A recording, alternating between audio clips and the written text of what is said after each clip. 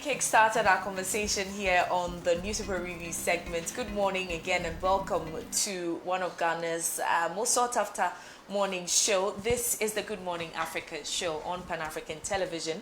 You're watching us live from our studios 48 Swanika Street, Abilimpi, Accra. We also watched across 46 African countries, some parts of South America and Europe via satellite. I am Ohima Echajikum, and it's always a pleasure to facilitate thought-provoking conversations and conversations that matter to you and shape our nation and our continent at large. This morning, we are unpacking some topical issues here on the show. We'll be tabling several topics for discussion, but I want to also beckon you to be a part of these conversations because we are open to have you come in while the conversation is ongoing. We are live on Facebook. You can be a part of the conversation on there. And you can also interact with us on all our social media handles at Pan-African Television.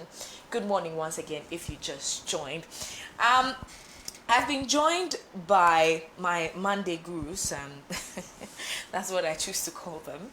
And before I introduce them, let me share with you the topics we are discussing this morning. Today we'll be looking at Trump as he threatens a U.S. military action over treatment of Christians in Nigeria.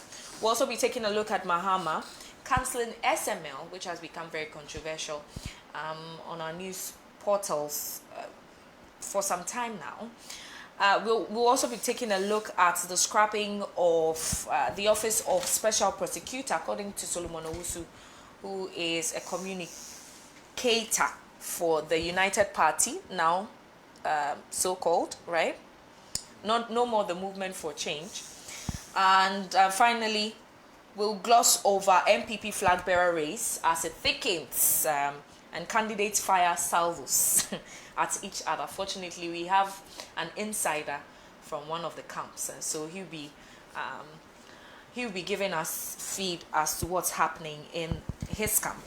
But let me say good morning to you once again and to my guests who have joined me in the studio this morning. Good morning, PDA. Good morning. Good to see you. Yeah, good morning. I'm representing those who are representing. Who are you representing? The ghost of Ahmed Swale. Who's Ahmed Swale? The journalist who was... Yes, Kennedy was a very good friend, Ahmed Swale, yes. And Kennedy is represented here, so I think we'll have a good show. Yeah. Right. How's the morning going? And I'm very sad, I'm very sad. We're glossing over the issue of the Naimus attack.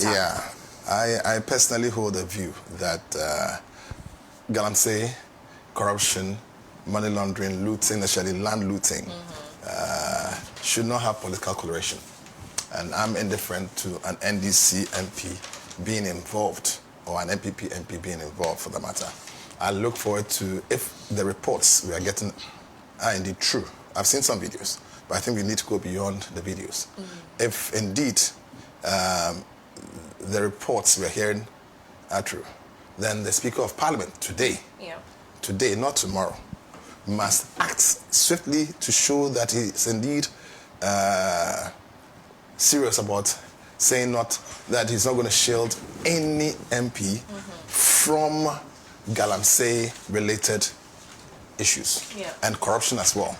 I want to see the Speaker of Parliament take this opportunity to oust any MP who is found culpable, whether in the Frimpong Boateng report or any other action that is related to galamsey in the negative. Anybody who is related, out. Same with corruption. And I want to see the President also act, decisively on this matter, particularly as people expected him to act when our gallant heroes died and time has passed. And now Naimus is under attack. And if indeed the reports are true, it means the person at the very helm could have been killed by now. We would have been discussing his passing and that of the 10 or so military officers. And I want to also state that if the reports are indeed true, I would have also expected that prior to taking any action, they should have called for reinforcement, because if only 10 people go to apprehend 600 people, that's 60 to 1.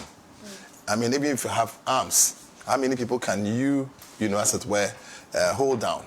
And the police reinforcement that arrived, I mean, the police are not as feared as, the military. And I think that the Colonel Bois, he's a very well-respected colonel. Yeah. I think going forward, NIMOS should perhaps not put themselves in harm's way. Having said that also, if it is indeed true that the MP for Esinafo North indeed instigated the people to do whatever, that's a separate crime from any other involvement that may have, been occasioned as a result of the Galamsey action, which is a separate crime altogether. And I think that I heard accounts that suggest that he wanted the people not to be seen by the town folk in handcuffs, perhaps to prevent a provocation. Because let's say, for example, you are in your studio and then your MD comes in handcuffs. Well, guess would be agitated. Yes. So not seeing him in handcuffs, even if he's been arrested, perhaps may have been, and I'm not making an excuse for him. I think this must be thoroughly investigated, and anybody, I repeat, anybody involved should go down. Right. Thank you very much. This was just by the way concerning the stories that are popping up this morning on our various news feeds. But if you just joined, this is the newspaper review segment on the Good Morning Africa show. Lawyer Kobe is here, and he's representing the New Patriotic Party, also in the camp of, from the camp of Ahmed Swale. Honorable Kennedy Japan. Good morning, Esquire, and thank you for coming. Thank you. How's it going this morning? How are you seeing issues? So far, so good. My brother here has always been mischievous anytime we are on sets. Every day trying to Ahmed Swale. I think it's something that I would want to make very clear. Good. In relation to Ahmed Swale, Kennedy Japan, I think that there's been a lot of investigation that has been done into this matter, and both in Ghana and the United States, actually. I think after Ahmed Swale's death, because of a certain video where Kennedy was saying that this way is where this guy is a bad boy, anytime he comes here, people try to draw certain parallels to say that he was somehow involved in the gruesome murder of that journalist, and which there's no element of truth.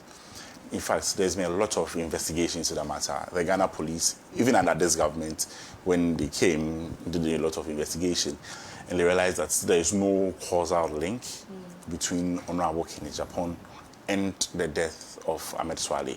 For political purposes, both people, the NPP and DC, try to bring these conversations. I think it's something I was made clear. But you've made that. And I, even in the US, I remember Anas actually made a complaint to the United States. And Kennedy has a lot of ties to the United States. I think it's obvious. He was even once resident with the green card. He has a lot of properties in the States. And the United States, as a country, they don't like harboring criminals. And in such an instance, they took very, very serious interest in it. They did a lot of investigations, coordinated with Ghanaian authorities and authorities elsewhere to see if there was any culpability, and he came out clean. I think that his video on Ahmed Swale was very clear. During the investigation, when this whole Anas who watches the Watchman, which I don't even want to go into, people spoke about Ahmed Swale, and they said, Abu, don't you know this guy? This guy has been coming to you for money. He came to you about 3 weeks ago that he wanted money. And those times when Honorable used to be very frequent as in the two, you go then, there are hundreds of people, 1,000 maybe an exaggeration, hundreds of people who are there to seek for help. So he comes here to you. He's one of your boys that you give money to. It's like, oh, really? No, he's a very bad boy. Because if you look at the things that he's been doing and trapping people, don't allow him to come here again. In fact, if he comes here, beat him. You may like that, you may disagree. But for you to extend that to say that was culpability in the death, in the incite to kill or to he didn't incite. He says don't when he comes to my premises. Contextual to his presence. And he knows that he's just trying to be mischievous. I know my brother very well. So I mean, this is not something we should contend. We should even It is not in our bosom to. Exactly, and the investigatory or finalities or and the investigatory authorities both in Ghana and the States have done this. It's something that he keeps saying. I never really wanted to. Kennedy once said, when you see an ewe, use a pistol. If you see a gun, use a. This is a different. You know the funny thing is that NDC they know Kennedy is the one who beats them. Yeah. So they always try to do certain things like this to project. Thank you so much. Good morning once again. It's good to have you here, but it's also good to see Solomon Owusu. Solomon, please correct me if I'm wrong. Are you now the communications director for the United Party? Oh, that is a public knowledge. Oh, so you don't have to. Yeah. It's something I that just wanted to be sure. I wanted to get the designation right. Oh, yes, that is it. There is no congratulations. Well deserved. I think you're doing a great job. How good one? Yeah, I mean, within our body politic, you are, one of the most sought after communicators. Once you say something, they are looking for news to come out of. We are looking forward to make news out of everything you say. But good morning, and it's good to see you. Good morning, Ohima, and good to be here. Welcome. How's your morning going? What is Ghana saying to you this morning? I mean, we just have to keep pressing. The poverty is still real, it's rife, that we need to deal with it. So much infrastructure deficit. Yesterday or so, I was at the emergency unit of Kolebu. And I tell you that if politicians are to spend time, just an hour there at the emergency unit, and observe what is happening there, and after that, witness what is going on at the Public Accounts Committee, we may take arms. If you hear the amount of money that politicians steal daily, and a simple matter of bed at the emergency unit, people are rushed there, they have no bed, the doctors there are doing their best. Let me send a shout out to all the medical doctors and nurses at the emergency unit of Kolebu. They are doing a yeoman job. People even want to attack them. Something that is not their fault. If there are no beds, no oxygen, no other resources there, you cannot blame the medical doctors there. It is the duty of government and the management of Kolebu, and by extension, all the teaching hospitals and other hospitals, to provide them their needs. Which is their basic rights. Absolutely. Yeah. So people die on matters or issues that ordinarily. Yeah. And if people are dying in such a manner, why would I be interested in all this thing you call politics? We are lying to the people. We are deceiving the people daily. Because you and I, those that are occupying positions, when they are sick, they are not taken through this ordeal. We gave our parents to Kerofoyata to manage it for us so that we can have modern hospitals with modern infrastructure or facility or equipment. He is now in Mayo Clinic. He told us he was in Mayo Clinic. Why is receiving the best of treatment? Why do we do these things to ourselves? So until the ordinary man in my village, in Nampanduri, in Tempani, in Oda, in Zema, in the Volta region, in every part of this country is liberated, we are not going to sleep. We are not going to sleep. And that is what must agitate the minds of all well-meaning Ghanaians. This one is not about your politics, that 2x4 politics, MBP, NDC, 100%. Recently, I published an article that was titled Health as a Right and Not a Privilege. Absolutely. And all these things you're mentioning were inclusive. Yes. The fact that we get certain promises, but when reality strikes, these politicians would rather seek the best of health. Oh yeah, they don't care about in the Western world, and it's quite disturbing. They don't care. They don't care. But something that, if we decide to talk about, is going to take us the whole day. I'd like us to shift focus on our African story, which involves Donald Trump, as he has jumped in the defense of Nigeria with regards to Christians' persecution in Nigeria. I'd like to take your stance on this, given the fact that Nigeria is a sovereign state and Donald Trump is a president of another sovereign state. And so such an intervention, and how he he puts it, that he threatens military intervention into Nigeria to curtail the atrocities. Does he have locus to do that in the first place? That I have been a strong supporter of Trump. I supported him to be president of the United States on a simple reason, that he would protect the interests of Americans, and so deny all black Africans, those of us in Africa, the opportunity of going there, so that we build our country. The ease with which we see that we would destroy our countries and move to the US and other developed countries, that's why we don't take ourselves serious. So if we are going to be denied that opportunity, we will be forced to build our country. So let me lay that foundation that I have supported, or have been supported. The basis on which you support Trump, yeah. What is happening in Nigeria could be seen from two fronts. There is a propaganda element, which is very real, and emanates from the position of Nigeria concerning Palestine and Israel. People are forgetting. In the last or at the last UN General Assembly meeting, Nigeria took a position that it wanted a two-nation solution or two-state solution, which is the position of Ghana. Because you cannot deal comprehensively with matters in the Middle East or Israel and then Palestine by adopting a one-state solution. So that was the position of Nigeria. And believe you me, once you go against the position of the US, these are some of the issues that are likely to come up. There are no empirical evidence. Some of the videos that are circulating around are also propaganda pieces. Because you see, they look at the vulnerabilities of a country and then play along that. So now it becomes so easy to target as Muslims attacking Christians. These people have been living, and Nigeria has been predominantly an Islamic state for that long. However, we have not been hearing some of these things until recent times. Yes, it is. I am a Christian. I'm not even a Christian. If you say Christian, we use words by heart in this country. Because to say you are a Christian means you are a Christ-like. How many of the people going to our churches live like Christ? How many of them? They are church-goers, so I can describe myself as a church-goer.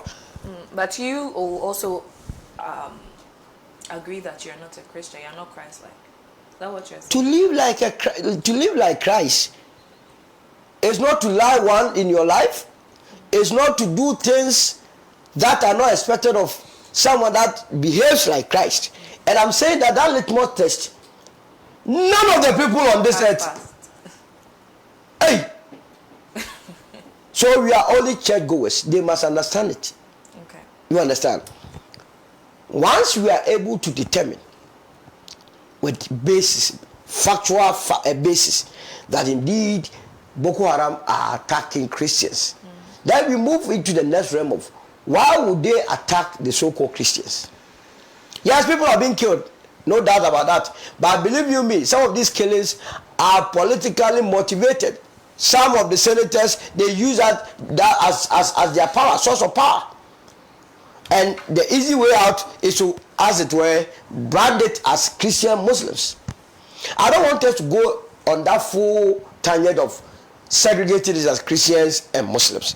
But with Donald Trump and the US entry, it's not as though they love Nigeria so much, they love Christians so much that they want to intervene. It is because of the decision of Nigeria at the UN General Assembly. That I wanted to find out that, I mean it's just, a rhetoric, that where's the UN then? Why would Donald Trump be the one to want to intervene in this? No, but first of all, the UN is a toothless and is an organization that has even the AU, it has. But there is no AU, there is no ECOWAS. And then when it's escalating, then we go to the UN. The UN is a body that is discriminatory. It's a body that it shouldn't exist in our current dispensation. How can you have a body that has only 5 permanent members or so at the Security Council? So that whatever they say is what governs the entire world. What is the population of UK? What is the population of France? Are their populations more than that of Nigeria? Yeah. You understand? But they have a seat at the Security Council. What is the population of India? China.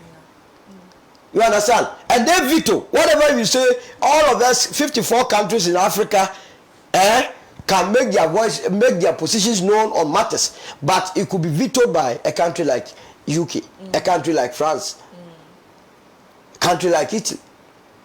Why do we do this to ourselves? So the UN is there to serve the interests of the Bretton Woods. Not for all of us. That's why I've said that we must abandon them as Africa. But you see, there again, you made a point that where is the AU? if we are going to abandon them, means we have to fall on the AU, another serious organization. To the extent that even the headquarters of AU in Addis Ababa was donated to us by China. In spite of all the resources that we have at our disposal, we could not even put up a befitting edifice from our own resources. So it means we are also not organized. That is why they are taking advantage of that. So once you touch the US, once you go against the position of Israel, then it means you will become an enemy to the United States of America. That's why they will say that they want to enter a sovereign country. How can you enter a sovereign country? Yeah. Who has called you to go enter there? Go to the US, go and see every day on the street of Washington here and there. Are people not being killed over there? Gun violence. In this world, which country is more violent than the United States of America? But I'm also seeing somewhat like a double standard when it comes to Donald Trump and even happenings with Gaza, Palestine, Israel, and the efforts he puts in curtailing that issue. It took some time. So why is he rushing to the defense of Nigeria? So that's the point. That's why I'm saying that the U.S. policy, foreign policy, has always been the same. Once you go against Israel, you have gone against them. And so they will come after you. And they know Nigeria is the most populous nation in Africa. But it's still the losing of lives, which is non-negotiable. But who told you they care about us? If anybody was thinking that the West cared about Africa, then they must be living in a fool's paradise. Nobody cares about you. They describe us in all unprintable words. They see us as a second-class human beings. Third-class world, that's what they call it. But the human beings are second-class. You go to various institutions in the West, the bosses over there, the Caucasians, they can barely put their thoughts together. But these blacks, who knows the job, will be serving them. Their salaries are different. So you must get it. That is why it is important that we build ourselves as Africans. Until we acknowledge this fact, work together. Why is it that moving from Ghana to even Ivory Coast is a Herculean task? You enter Cote d'Ivoire, they begin to ask you quarantine. When the very people in Cote d'Ivoire, majority of them are even Baole, they are from Asante, the rest are from Burkina. But then because of language barrier, the moment you enter quarantine, go to Togo, the same thing. You get to Nigeria, it's another matter. As for South Africa, I don't even want to hear xenophobic attacks. They are attacking blacks, whilst whites, they will be saluting whites. Well, you understand? Yeah. So it is a propaganda piece. I want to have further and better particulars. It's very easy to play on the emotional keyboards of Africans. Religion. We are very highly emotional when it comes to issues of religion. It's the opium of the when you touch, you say Christians, Muslims. You play on their keyboards, you see that people will be taking a trend position. Remember the issue of Israel-Palestine. Yes. A lot of Ghanaians were supporting Israel on the basis of Christian Muslim issue. They are thinking Israel or the Jews, they are for Christian. Meanwhile, their own country, no Jewish respect Christian. They believe in Judaism. You understand? But we have been conscientized that once it's Israel, Israel, they are for Christians. Israel, they are not for me. There are more Palestinians are more Christians. Yeah. But that is what we have not been told. So the Muslims in this country, that's how I came here. I told Mazouk that you are also part of the problem. You must begin to conscientize your people that you are not supporting Palestinians because they are Muslims. Because there are more Christians than even Muslims who are Palestinians. But Jesus Christ was a Palestinian. People don't even know.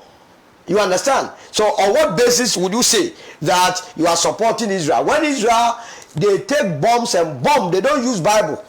When they are fighting Hezbollah, Hamas, and so on, do they use Bible to fight? They bomb, they kill. And I don't believe in any human being who kills, or any country that kills, and you want me to support you. No way. I would. So Nigeria, Tinubu must up the game. He's also another problem. He is not doing what is expected of him. Up the game. The army must organize itself and see this as crime against humanity. Take away this religious what do you call it, tensions, and go after those that are perpetrating this crime, deal with them, and then we will be free. Yeah. All right. Thank you very much, Solomon Owusu. But before I come to Lawyer Kobe, I would ask for my producers to project Donald Trump's statement. He says that Christianity is facing an existential threat in Nigeria. Thousands of Christians are being killed.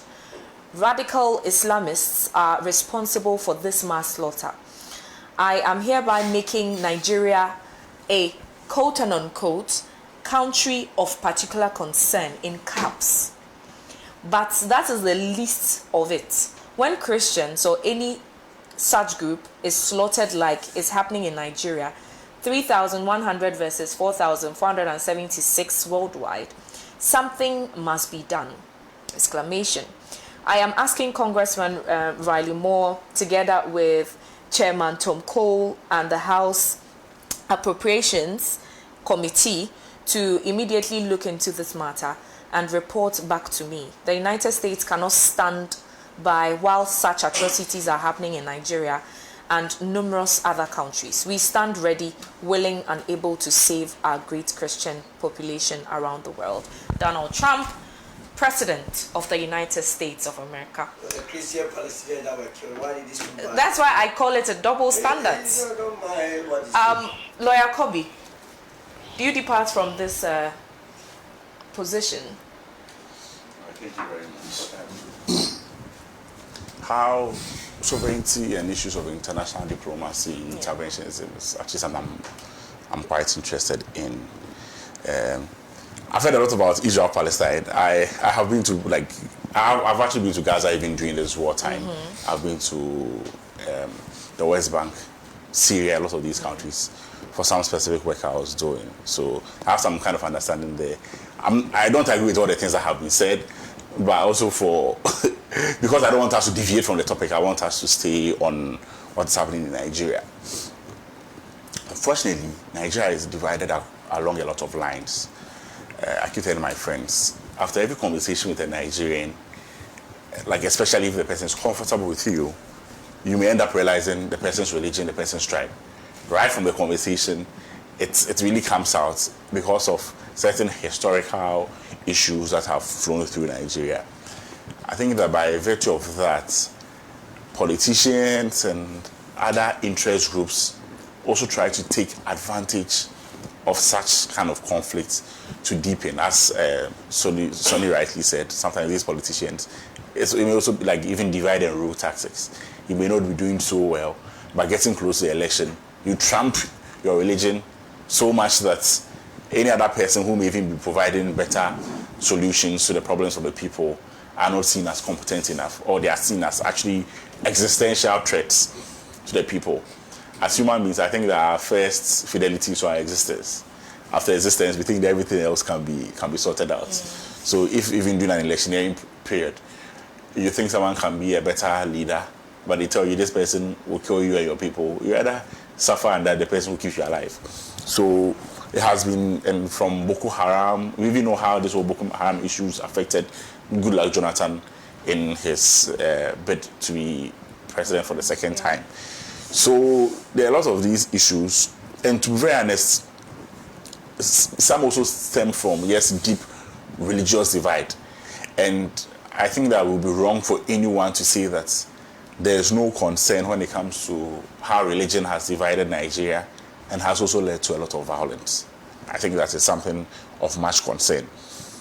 I think that, especially with Trump and his peculiar interest in Nigeria, one thing I've also seen the Trump administration do in a lot of their instances is escalate to de-escalate, where a lot of times they talk really big, you see or you think that there's a very eminent intervention, and that becomes a negotiating tactic to get you to succumb to it. I've seen them do it even like Russia, Hamas, a lot of areas. They make it look like the intervention is eminent and all. I don't know if that's what they are doing here.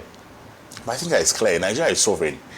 If the United States is really interested in Christians, Muslims, and what's actually happening in Nigeria, there are so many ways that the United States can help. remember during the Boko Haram time, they couldn't even find where the people was. United States, we know their capabilities when it comes to intelligence and other ways that they can help. I think that they should rather channel their resources into helping the the Nigerian government trying to fight this issue than rather looking at interventionism going in.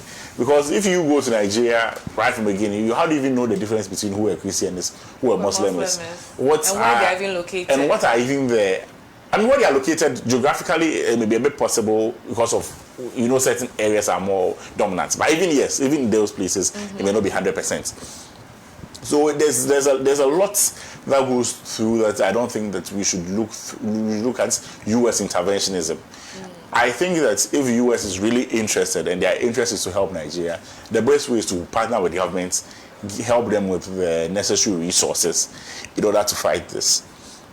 Yes, I blame the U. I think that the U.S. comments are extreme. Yesterday, I saw the tweets from the Secretary of War, which made it look like there's imminent interventionism. And I've seen a lot of people make comments that suggest that most of the time after such interventionism, they leave the place rather worse than even before they came. So many countries. Look at Libya. After Muammar al-Gaddafi was removed and how the whole thing was conducted, realize that Libya became worse off. So it's not more about let's come in with the brutal force, but how can we actually partner the people if we really want to see what our concerns are to end. But I blame everybody, including our politicians, generally here in Africa. I think that, I don't use the word we've not yet gotten over colonialism, but we tend a lot of times to see that the West are the ones who can solve our local problems for us. And even here in Ghana, both parties. Recently, something happened in government and I saw members of parliament march to the Dean of Diplomatic Corps to present a petition. I don't know if you are going to report ourselves to them for them to come and intervene or what. It happened both under MPP and DC. There were issues with an election. We have our local institutions here which were resolving it. And then those times an ex-president actually met diplomatic corps reporting our authorities to them. This one, it's giving brown team as a maybe, mommy. No, but you see, I know, and you have a point. Power switches and members of parliament. I mean, if we have institutions that are set up to solve some of these issues, why do we just fly to our institutions are not perfect. A minute. We have had high commissioners in this country, particularly the UK, who dabble in our local politics. That's always the name. John Benjamin. And then the first guy, Murray. They were virtually doing Ghana politics. Can we as Ghanaians go to the UK? By who? Some presidents, including one president who went to report Burkina Faso. Exactly. And my point is that the fact that when we start treating these diplomatic or these foreign partners in this way, rather than see them as partners, but seeing them as having some sort of superior solutions to our issues, then at the point they may now feel the importance of intervening, because we keep telling them that we don't have solutions to our problem. We don't even tell them that, okay, we have these are limitations, we need your help, maybe resources A, B, C, D, let's collaborate to do this, to see them as partners. But we have, and it's both parties. I'm not being political about it. It's something I'm actually writing an article on it. Both parties, our leaders will march. We are going to see diplomatic corps. Tell our Ghana authorities to do so. So if next time you're in government and these people now tell you A, B, C, D, what do you do? What do you mean? Our institutions here in Africa are not perfect. Neither are they perfect anywhere. However, it's better we fight and strengthen our institutions rather than believing in the fact that reporting ourselves to the diplomatic corps or to foreign missions or somewhere is what is going to solve our problem. I won't be surprised that even in these Nigerian issues, probably there have been so many petitions to the United States Embassy, come and intervene, come and intervene, come and intervene. And now they are saying they're coming to intervene. There are actually videos flying on social media where a man of God who was doing the burial service for, some of the victims or the deceased was cautioning Nigeria and also calling on President Donald Trump to come and intervene. And and I'm sure there may be so many others and all. Like, we have to be very tread cautiously because nobody loves you more than yourself, right? Yes. So a lot of foreign missions, every country, they have their foreign interests. So anytime there's interventionism and all, like human rights and all, they may still be tied to certain goals and certain interests, which may not be immediately clear. But we can't blame them. We are the ones who are taking ourselves there. No, exactly. So that's why I'm blaming ourselves. And I really want to be very non-political about this, because it happens around both divide, and not just in Ghana, all over Africa. Something happens, and before we even go to local authorities, we are calling on international organizations. We are calling on foreign missions. Even when petitions are being sent, we end up sending the petitions to the foreign embassies before we tell our people to resolve. So if they now start trooping in to come and resolve the same issues that you call them to, do you stop them? Right. You made a point about escalation to de-escalate. So is that to say that it's just some sort of, for the optics, just making noise out there to give a certain impression, but not, bringing real solution to the problem? Oh, not necessarily. So one thing I have noticed about Trump, and one thing that becomes also a bit scary and also becomes a strength, is the fact that people believe it's unpredictable. Okay. See, unlike dealing with other U.S. presidents, like the regular politicians who we see in the likes of Obama, Biden, or even Bush, they already have, it's like their playbook is predictable.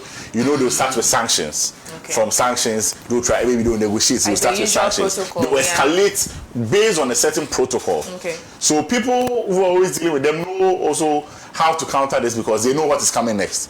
With Trump, you really don't know whether he started by bombing you or he started by negotiation. Right. So mostly when he comes out very strong on some such issues, because it's very difficult to read him, people who may want to comply may end up complying earlier than when it's on a very predictable slope. It's just like a child in school, that, okay, when I go out of the school, maybe I'll be suspended for 3 days. Sometimes you actually make up for it, or you'll be lashed 10, that, okay, let me do this and come for my 10 lashes.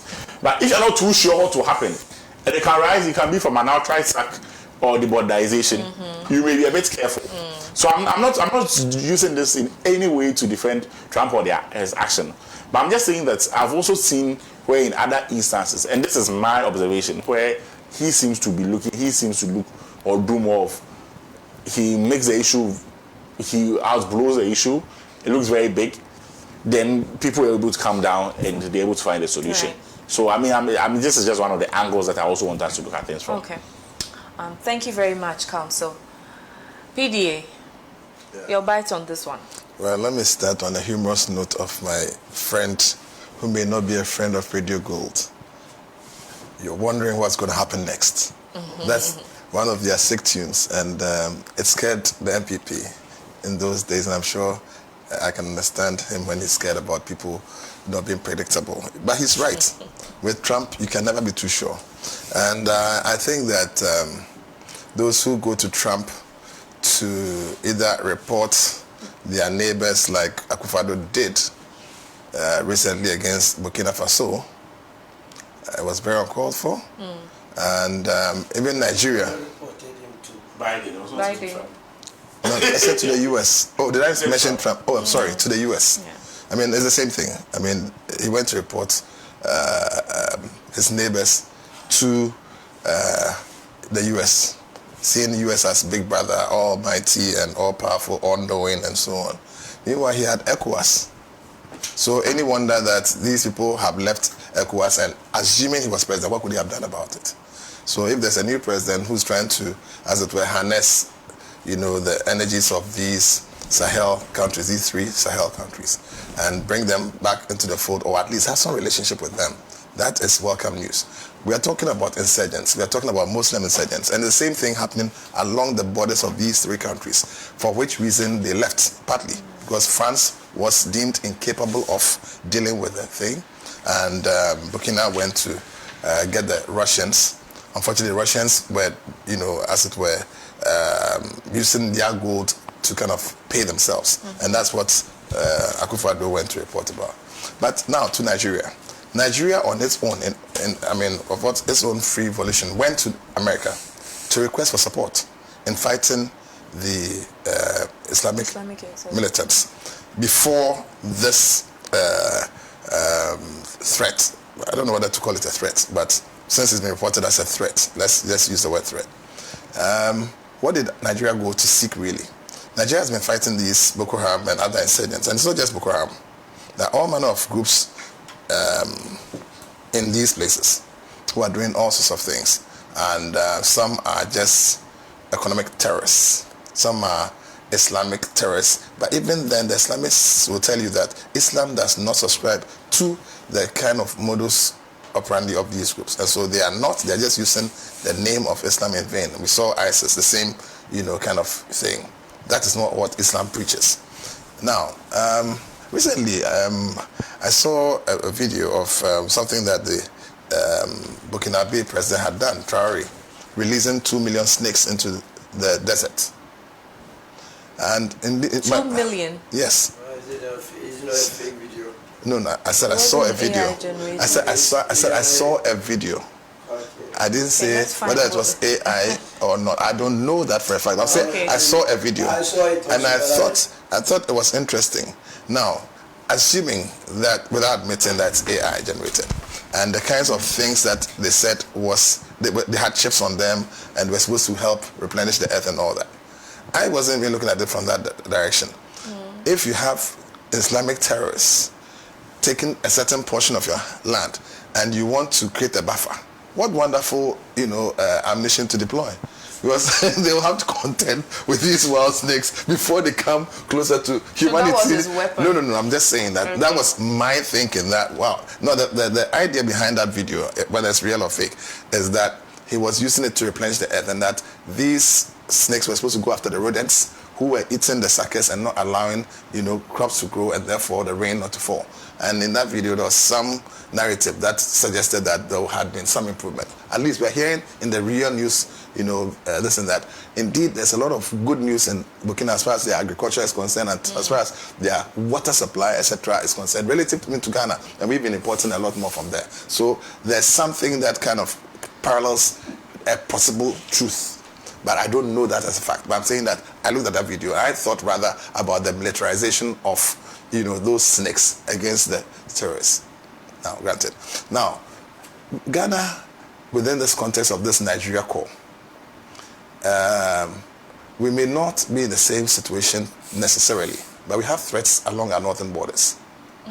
And yes, in fact, you realize that the Ghana Army has now deployed, forward operating bases in 15 communities along the north to prevent insurgency.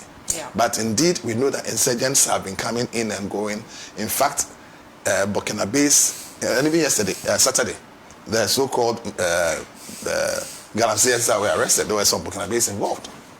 All right? Those were rounded up by the NIMOS team, and so on. They come and go freely. We've heard various listens. Sometimes you're just there, you hear some sporadic shooting has occurred, some people on motorbikes, they fled. All these things are modus operandi of these kinds of people. I'm not saying that indeed it is, but we should be very worried. Whereas there may indeed be conflicts in Boku and so on, spilling over into Boli and so on, and people migrating to La Côte d'Ivoire, and now efforts are being made to bring them back. These are kind of like telltale signs of what the Nigerians are experiencing. Much as it's uncomfortable for us to have, let's say, 15,000 move out, and maybe this may be just one or two sporadic events, they are having it on a constant. Assuming we're having it on a constant, we would have been so concerned, I think. Now, Ghana has the American embassy here. Do you know what's under the American embassy? Do you know what is under the American embassy? No, you tell me. What do you mean don't under? know. Okay. Is it the structure, Do you under know the structure, UNICOM? or the AFRICOM. formation? Do you know AFRICOM? The African Command of the American Army is headquartered in Ghana. So any deployments in Africa or such operations would have to necessarily either have some direct, correlation to the U.S. Embassy and AFRICOM. Now, so even if this was to happen, I think, and I'm saying this because I think Ghana must take a little bit more seriously what is happening in Nigeria and this so-called threat and its possible effect on Ghana-Nigeria relations and ECOWAS and even the continental, thing. I've listened to my colleagues talk about the divide and rule, and I agree. In fact, America is in a very bad place right now because the BRICS have made it very weak. America is very weak and it's getting weaker. The EU is weak and getting weaker. Now, this is our opportunity as Africa to unite and demand what is ours and also do right by ourselves. When I say demand, for example, you looked at the wonderful speech that the president gave at the United Nations General Assembly. It was very welcome, and it went down well with most people. But beyond that, the issue of reparations, and I think we should be reminding our viewers of the book. This is, you don't bring the book, the reparations book. We will bring it. It is about time. But it will be meaningless if Africa itself does not unite, if Africa does not harness its own potential. And we have everything. It's not just about gold and so on, human resource and so on. But we have a lot more in terms of even the economy that is generated along even just ECOWAS in Africa. And again, for me, as a Ghanaian, I think that we should even be more serious about this because the African Continental Free Trade Area Secretariat is headquartered in Ghana. Yeah. And so it behoves on us to ensure that the objectives of AU within the context of the economical, the Africa economy, as it were, being harnessed and used to the best for all of Africa, we should. Yeah. So again, I want to indicate, and I think I support what my colleague said about the Gaza thing. I've been to Gaza. Thankfully, at least we have somebody who's when been. When you said you went there during the war, I'm like, wow, that's brave. I wouldn't even accept. No, but Gabby said it was dodging bullets. I just have in mind that perhaps there are some missiles flying in the air. I'll show you pictures after. You're dodging the bullets, eh? Why would you go and rescue your life? Sitting on a drone. For God and for country. I've been in Addis Ababa when they were fighting, but I never knew there was any fighting. I came back to Ghana and I started reading. Journalists can also exaggerate. I think the media sort of they blow it out of proportion. Yeah. The media projects it in a horrifying way. Boko in Ghana. Somebody living outside Ghana will think that is an entire country called Ghana that is under fire. Yes, and you see, the sad thing is that it doesn't help any country's image when you're portrayed in that manner. Nobody wants, tourism would dry up. A lot of the European countries, Portugal, for example, if you remember, lost a lot because, Portugal, Spain, etc., lost a lot of revenue because of the kind of tainting of their economies are dependent largely on tourism. And Ghana is trying to open itself up for tourism. We're talking about the Black Star experience. We're trying to have December in Ghana and all those diaspora things. But these are deliberate stuff put out there by the West. They don't want their people to bring their money here. Yes, so we also must therefore take it more seriously to fight against that becoming the norm. And I salute him for having gone there and giving us a feedback. But I think also that what is happening in Gaza, in Iran, in Lebanon, the Hezbollah-Hamas thing is making America look bad around the world. And people must take a cue. America ran away from Afghanistan. See how people were hanging on planes and yet they left them. So Nigeria, before you invite them, know that you cannot trust Big Brother America under especially Trump. Even under Biden, they left some people behind, including people who were U.S. Staff of, U.S. and UN organizations. They left them behind. They couldn't carry everybody. You understand? So if you invite them in, know that their exit may, as you said, be like Libya. And I've been to Libya. I've been to Sudan.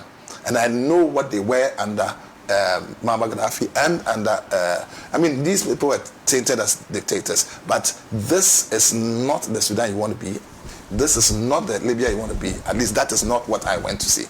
You understand? So I'm saying that he mentioned that once they come in, they alter, the systems and look. They wish the prosperity they already America enjoy. And Europe, for that matter, have things they want to sell. Look, the world is buy and sell. Let's put it like that. And so industries are created around buy and sell. So you go into food production, you need to offload it, right?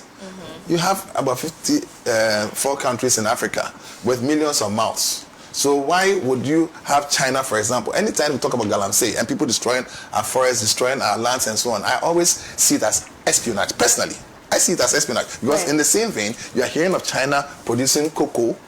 You are seeing videos of them, trying to farm cassava, kotomre, and all those things that are being destroyed here. I mean, it doesn't take much more than rocket science to see through these things. And I don't trust any country beyond us not doing ourselves any good. And I think that we should take our destinies in our hands as Africans. And I plead with the Nigerians, be cautious.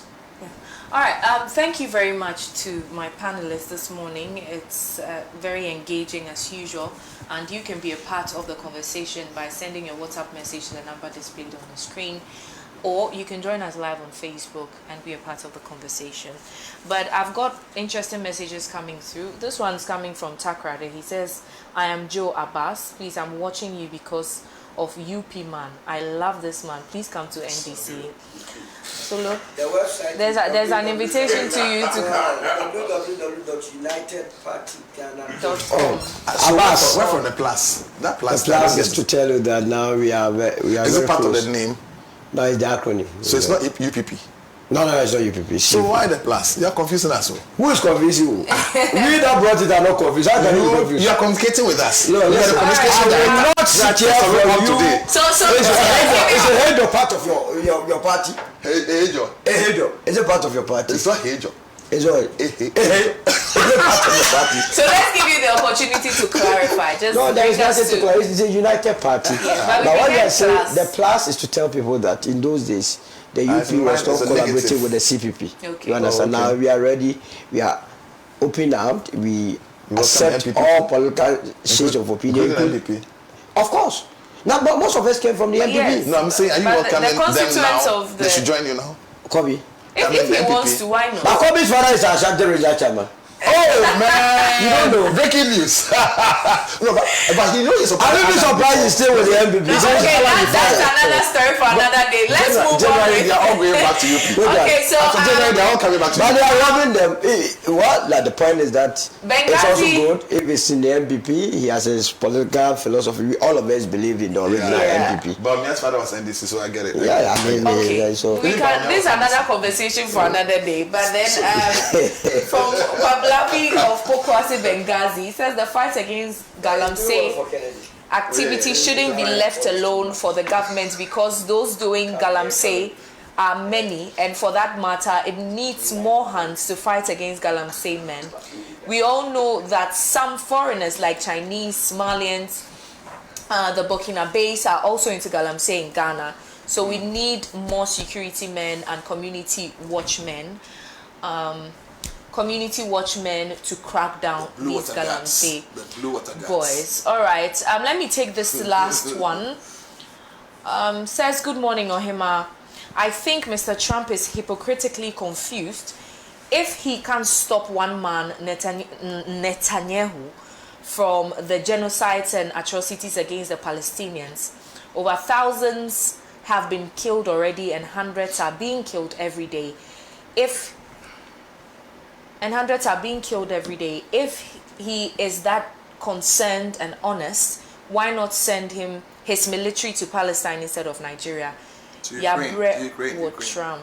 Should go to Ukraine. Yabre would Trump. All right, thank you very much. And due to time, we'll just have to dive into our second subject for discussion, which has to do with President John Dramani Mahama cancelling the SML contract. SML is simply the Strategic Mobilization Ghana Limited. And I'm going to read a background to the story because it's very important. We need to get the context for this cancellation. It says President John Dramani Mahama has ordered the immediate termination of all contracts with the Strategic Mobilization Ghana Limited following the completion of an investigation by the Office of the Special Prosecutor. The directive, communicated through a letter signed by the Secretary of the President, Dr. Callistus Mahama, and addressed to the Minister of Finance, Dr. Kesa Olatoforsen, instructed that all existing agreements with the SML be swiftly brought to an end. According to the letter, the move forms part of the government's commitment to accountability and transparency in the management of public resources. It follows months of scrutiny over the SML contracts, which became the subject of a corruption and corruption-related offences probe by the OSP. The finance minister has been tasked to ensure that the termination process is carried out in full compliance with existing financial and legal procedures. The OSP recently concluded its investigation into the revenue assurance contract between SML and the Ghana Revenue Authority, which examined issues related to alleged procurement irregularities, contractual overreach, and value for money concerns. According to the findings shared by the special prosecutor, Mr. Kiseh Jabin, at a presser in Accra on Thursday, October 30, the investigation revealed that there was no genuine need for engaging SML for the services it purported to perform. Now, the contracts, he said, were secured through self-serving official patronage, sponsorship, and promotion based on false and unverified claims. Now, this is SML's response. Meanwhile, Strategic Mobilization Ghana Limited has denied any wrongdoing, insisting that its operations were lawful and transparent, while calling for evidence to guide the national conversation. In a statement by the company's lead counsel, SML said, "We will represent all relevant documents before the appropriate authorities. We remain proud of the work done, the controls that governed it, and the measurable value created for Ghana." So it goes on and on concerning this issue at hand. But Solo, let me start with you. What do you think about this very action of the president? I want you to read SML's response once again for me. Okay. So in a statement by the company's lead counsel, SML said, "We will present all relevant documents before the appropriate authorities. We remain proud of the work done, the controls that governed it, and the measurable value created for Ghana." So they are very proud of what they did. Is that not the case? Ostensibly. Why wouldn't they be proud if you are lying down and honey is dropping into your mouth? Why wouldn't you be proud? If Ghana was their personal property, or their personal business, would they manage it or run it the way they were made to do?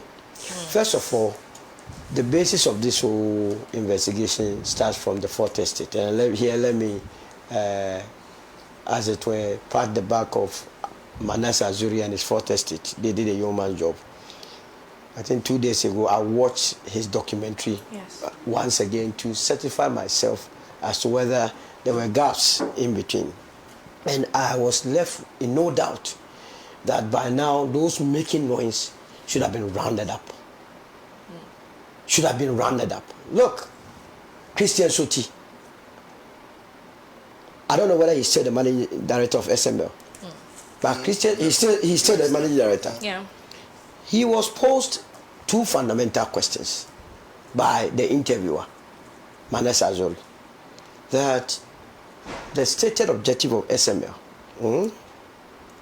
was to, as it were, deal with issues of underreporting in the downstream petroleum sector, dilution and diversion. He said, no, they don't do any of these. This is coming from the managing director of the company's own mouth, which I listened. He said, no, they are not involved in underreporting. They are not involved in dilution. They are not involved in diversion. These are the three critical areas that would necessitate any engagement of an external body to do what we call revenue assurance. Because if people are underreporting, the presumption is that you need an institution to come in to ensure that the right figures are reported. It is out of these right figures that can get the taxes, the right taxes. They say they don't do that. Diversion.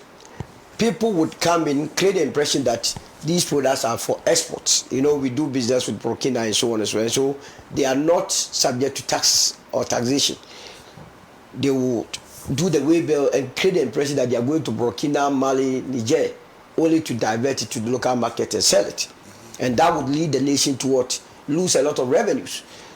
I heard the managing director say that they are not involved in issues of what? Diversion. So what were they actually doing? I've been a transporter and I know a bit about this whole business. Now, when you go to the MP, they have a software system called ERDMS, the Enterprise Relational Database Management System.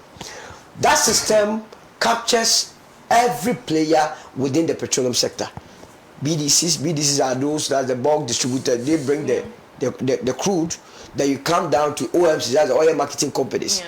These BDCs, when they bring their products, they store it at various depots. If you go to Tema, you see a lot of big tanks over there. That is where they store these products. Now, at that in these depots, you have the National Security amply represented, you have the NIB, you have the Ghana Revenue Authority by way of customs, you have the NPA officials, and you have the depot managers, as well as representatives of these BDCs. Because you see, the products belong to the BDC, so they have more interest in the products than you, the government. The government is only interested in what? Your taxes.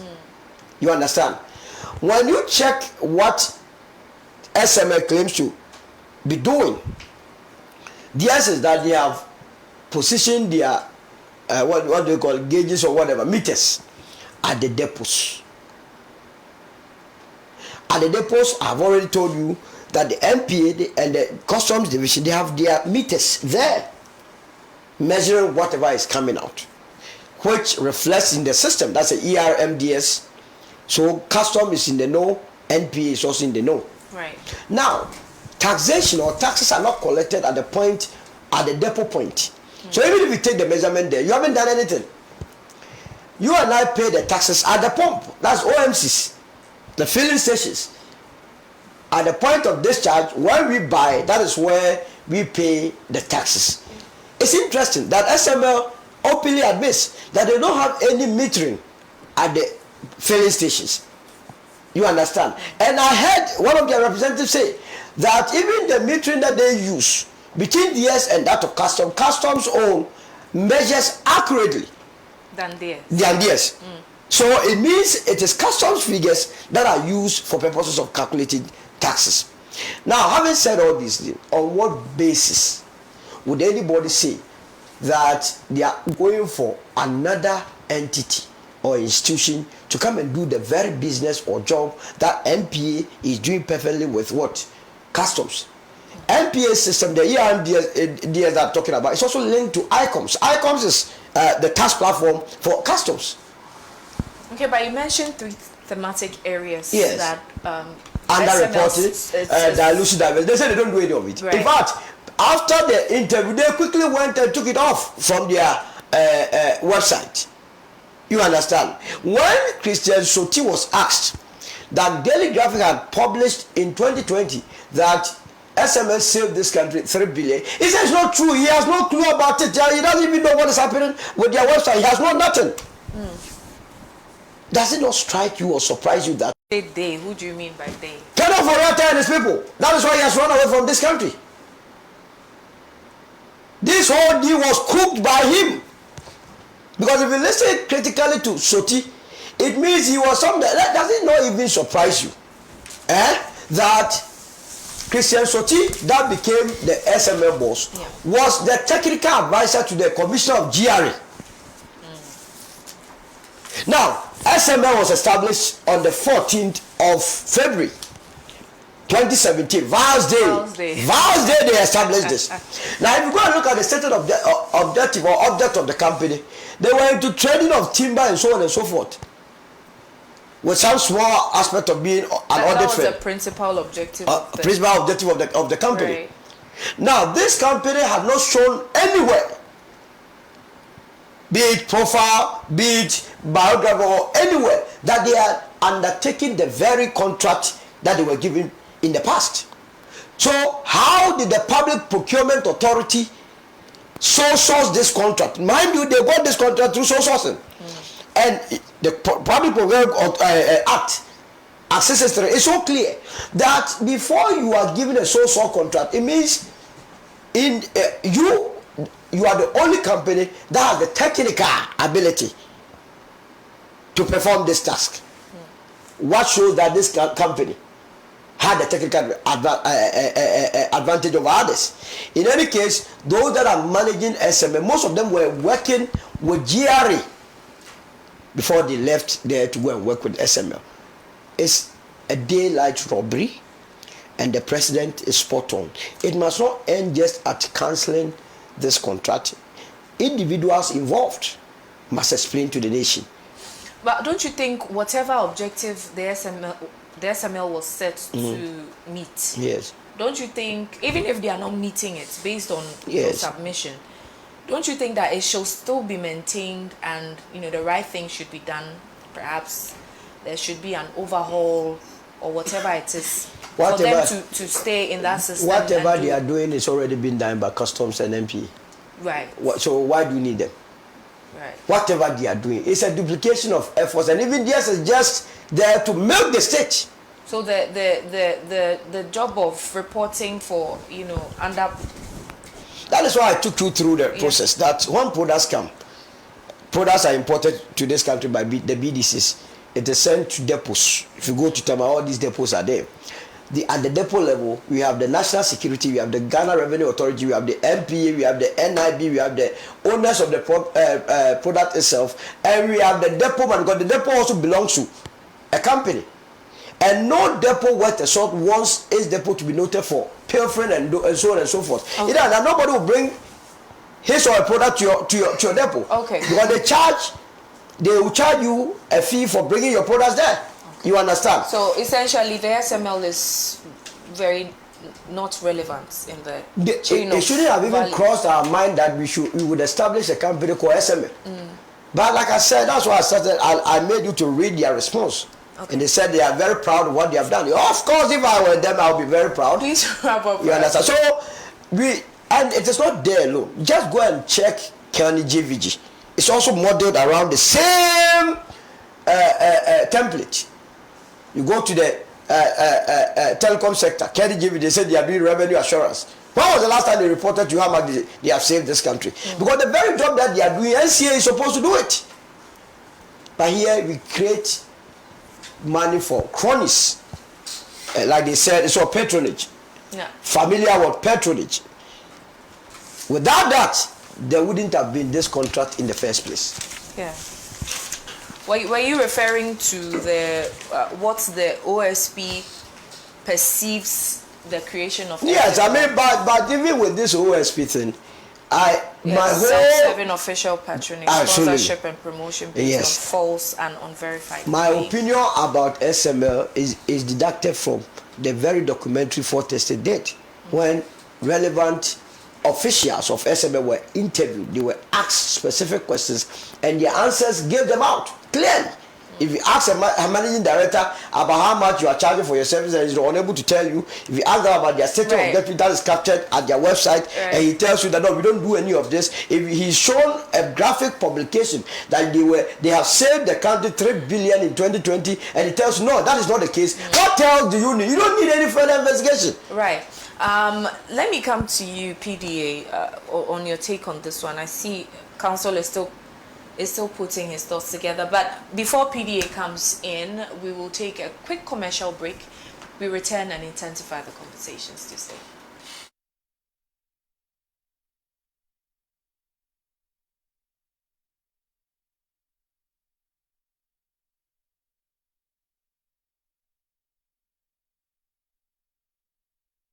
To your friend Kwame. Wait, Kwame.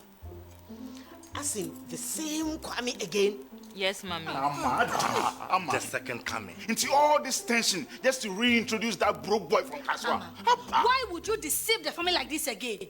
Now I understand the whole delay. Troll from Kaswa, dear. Why wouldn't he be late? Or be late, of course.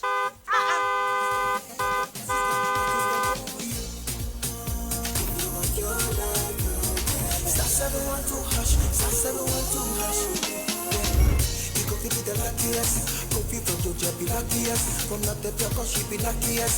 Me and you go be luckiest. No matter why you're luckiest, everybody go be that luckiest. God, Kwame! Send your God the apple boom. If you're poor, so would the coming of the Son of Man be. Is that his car? Ha! Even now, your shadow the way designer. I use my own mouth to reject him. Oh, this is my mouth. Look at that. Kwame, my son. Now, tell me the truth. How did this all happen? Oh, mommy, simple direction. Mr. Goodluck no check me way. Eh? Yeah, man. Easy car. Or dial star 712 hash. The devil is a liar. He picked his ticket and entered his lucky 5-digit number. I'm his baby. Oh, how romantic. And he followed the prompt. Yes. And then boom. Confirmation test. One quick, pick 5 numbers for me, okay? I'm feeling like 7. Dial star 712 hash. Choose your ticket. Enter your lucky number. Follow the prompt. And let destiny handle the You see how they love you now? Yo, baby, I'll find me payment seminar. Before December, maybe release a motivational album. Patapa, my super. This promotion is regulated by the NLA on the Caritas platform.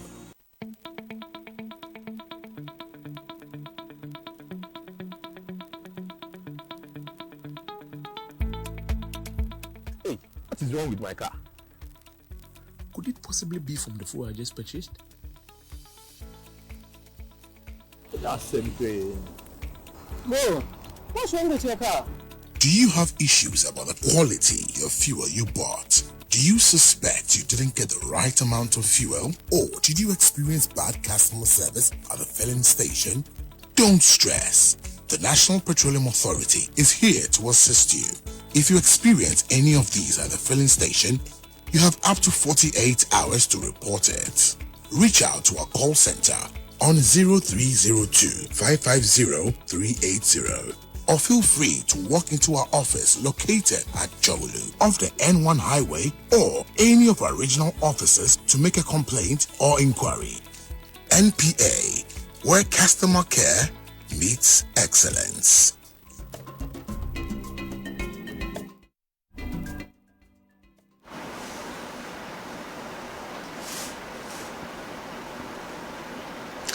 Welcome back to the show. This is still the newspaper review segment on Pan-African Television on the Good Morning Africa show. Before we went on that break, we're taking submissions from my panelists, and it has to do with Mahama cancelling the SML contract following investigations from the OSP. And Derek was about to give a submission. Yeah, well, SML, like Solo rightly pointed out, is not only like Kelny GBG, but the Suba Info Solutions, the Japan Minerals royalties, and many other create and loot schemes that we've seen. In fact, lately we are getting to see the National Service ghost names, and the scandal shows us companies that were created in order to loot us. We've seen the NLA Good Causes that Samuel Oku's on, looting to the tune of 2 million for his campaign in his constituency, including building a police station in his constituency, whether to escape arrest or whatever, I'm not sure. We've seen the cash proceeds. In fact, I think we must commend, like he rightly pointed out, the Fourth Estate, because a lot of these were unearthed by the Fourth Estate, including the cash proceeds, etc., etc. We've seen the cash proceeds. Akufado's cash proceeds, we had the parliamentary inquiry. No, I'm just saying that the Great Loot and Shetons and but cash proceeds was never. That one was a gate. Listen, fee.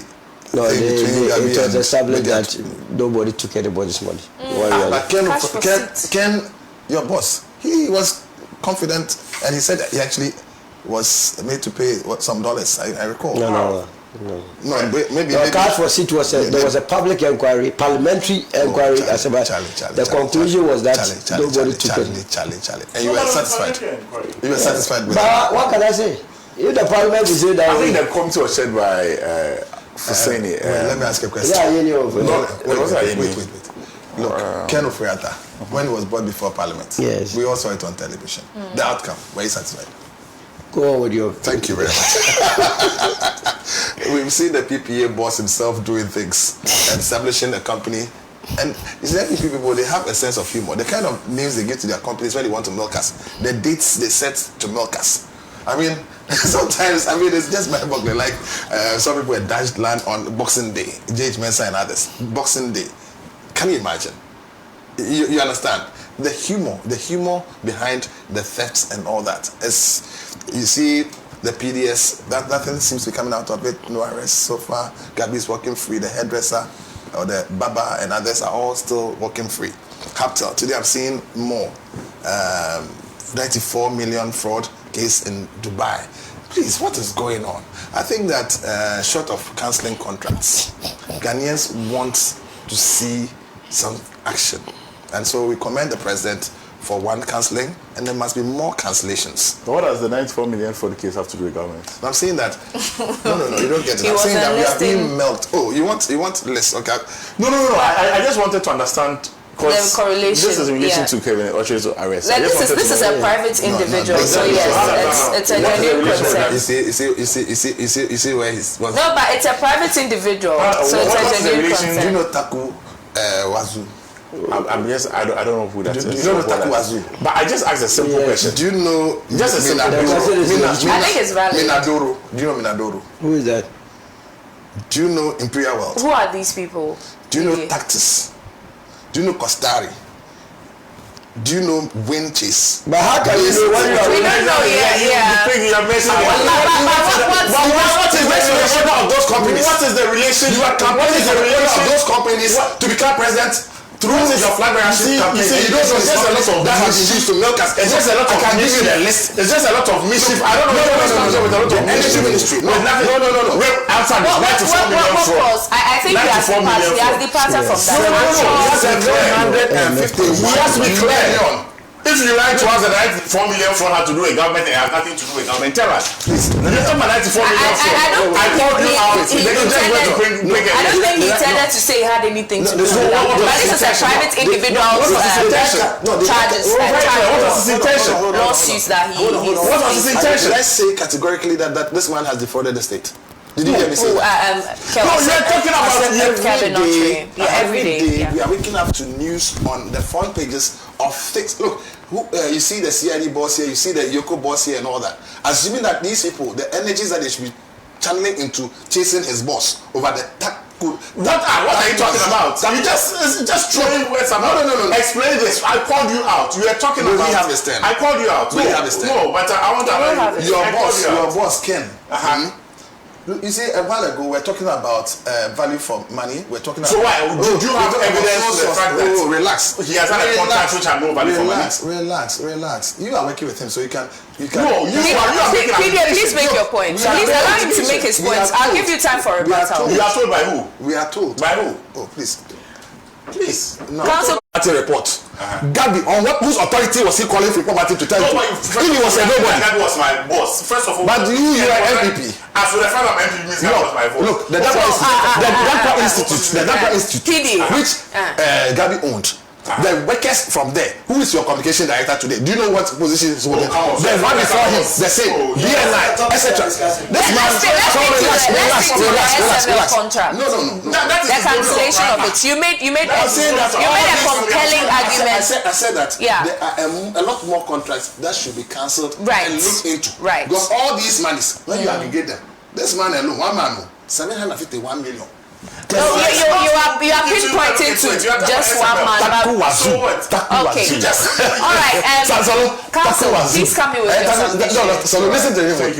Yeah. It sounded like a Chinese company. Please let's allow him. You see, he didn't know he was for. Thank you very much. I think that. Why? Especially like on a platform like this, we shouldn't allow. No.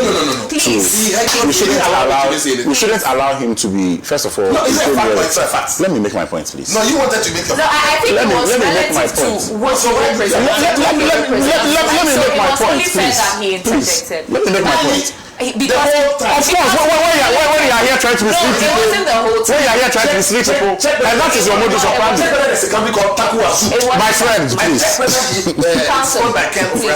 So tell me that I'm lying on the set. Please check. So viewers need to know that Taku Wazu is a company. Taku Wazu, which is relative to the SML contract. I'm saying that there's SML, just like the others are listed. I'm agreeing. Look, Solo has made up. I don't need to reiterate what. Please, it's right.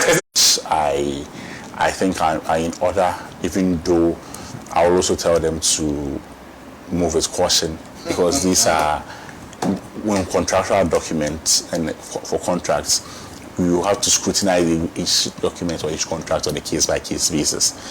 And looking at the fact that we have lost a lot as a country through judgment debts, we have to be very careful not to, by virtue of one issue, cancel all contracts, because we have to do a lot of legal due diligence on each contract on a case-by-case basis. It's very important, because sometimes when issues come up, there's a general reaction, cancel everything, then... But this targets the foundation. No, I agree. That's why I'm saying that. That's why I'm saying that in executing the cancellation of these contracts, we have to ensure there's a lot of legal due diligence done. Right. Because a lot of times, because there's been serious red flags raised on an issue, and it has happened so many times in the country, it can be very well intentioned, but legal documents are legal documents, and they may be certain. And there may be some contracts which may even be different in nature. So if by virtue of the fact that there are serious red flags on one who is undergoing true prosecution, you take a corporate approach towards everything. There are times that those ones to pick Kevin Oche's issue that we are doing. It's a private issue. You tried to frame that as an issue with the government. I called you out. Then you started with that you take care of that contract. So what? Please. But should we look at the fraudulent activities of your government? Please. What's interesting is that Solomon. Isn't it under your government that we are the one you missed out? Please. Don't go there. Please, gentlemen, please. Let us respect the show. Let us respect our time. PBA, please. They are too partisan and mischievous. We don't even have time. This is an intellectual. Let's look at the issues. Yes. Please, let's. So you should stop being too partisan and mischievous. Let's too partisan and mischievous. Let's just be circumspect. Please. All right. Solomon, I'll bring you in to just tone down this whole. He was protecting his boss. You are too partisan and mischievous. What kind of? I mean, if you want to have an intellectual conversation, I don't think there's a platform for that. Should be scrapped. I mean, the office of the special prosecutor should be taken out. Why? Why do you make such? Because it is the why. The thing is that, I mean, the why was the office of the special prosecutor established in the first place? That is the why. Okay. That they will be going into what? Corruption and corruption-related offenses. That they will be recovering to the state proceeds from corruption, and that they will be putting in place measures to prevent corruption. These were the three core functions assigned to the office. How many of the corruption cases are being investigated, and how much has been recovered to the state? What policies, pragmatic ones as such, have been put in place to forestall any corruption within the public sector, and by extension even the private sector? There is absolutely none. To the extent that since the establishment of the office in 2018, we have expended close to $1 billion as their budgetary allocation. I dare say how much the OSP has recovered to the state is nothing to write home about. The last time I checked, it wasn't even more than 2 million Ghana cedis. So should the office be scrapped and replaced with another office, or the mandate should be given to an existing office? So, from the United Party's point of view, we captured this one in our great transformational plan in page 43. Let me read to you so that you know where I'm coming from. Okay. We have just a few minutes. There are a lot of institutions that purports to be dealing with issues of corruption. YOCO is there, SHRAJ is there, NIB is there, and so on and so forth. We believe that we need to consolidate all these institutions to make it one, and then align some of their legislations so that we know that this whole body is dealing with corruption. Oh, the anti-ZAR. Anti-ZAR, okay. The corruption. Then we appoint the corruption anti-ZAR to lead all this. And that body will be independent of the Attorney General. Okay. Because the OSP as it is still derives its authority from the Attorney General. So that is the part, because you don't have time. But if we are not going to do what the United Party is suggesting, then I believe that the main reason why the Attorney General is not functioning properly is lack of adequate budgetary allocation. So if that is the case, then why don't you scrap this office and give their budgetary allocations to the Attorney General so that the Attorney General can engage the services of qualified lawyers. Only this year we have enrolled more than 800 lawyers. Is that not the case? Last year it was in excess of 1,000. We are bringing out a lot of lawyers. Why are they not interested in going to the Attorney General's department or office to work? Pay. Because of the pay. Yeah. No.